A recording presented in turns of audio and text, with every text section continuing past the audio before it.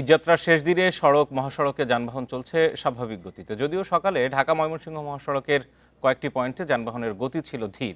এছাড়া আর কোনো ভোগান্তি ছাড়াই বাড়ি ফিরছেন ঘরমুখী মানুষ। ঈদযাত্রীদের চলাচল নির্বিঘ্ন করতে মহাসড়কের বিভিন্ন পয়েন্টে কাজ করছে আইনশৃঙ্খলা বাহিনী। শেষ মুহূর্তে ঈদের আগের দিন বাড়ি ফেরা মানুষের কিছুটা চাপ দেখা যায় মহাসড়কের বিভিন্ন পয়েন্টে।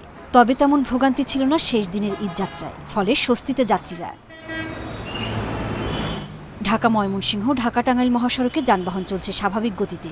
তবে শুক্রবার সকালের দিকে চান্দনা চৌরাস্তায় দেখা যায় যানবাহনের দীর্ঘ সারি।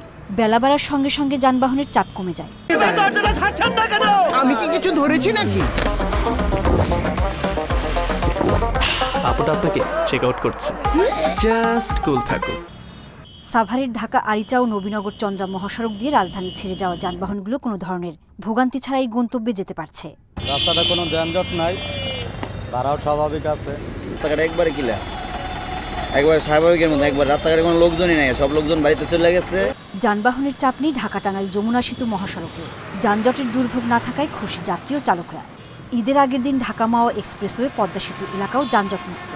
3 দিনে পদ্মা সেতুতে 13 কোটি 21 লাখ টাকার টোল আদায় হয়েছে, যা গত বছরের রেকর্ড ছাড়িয়েছে।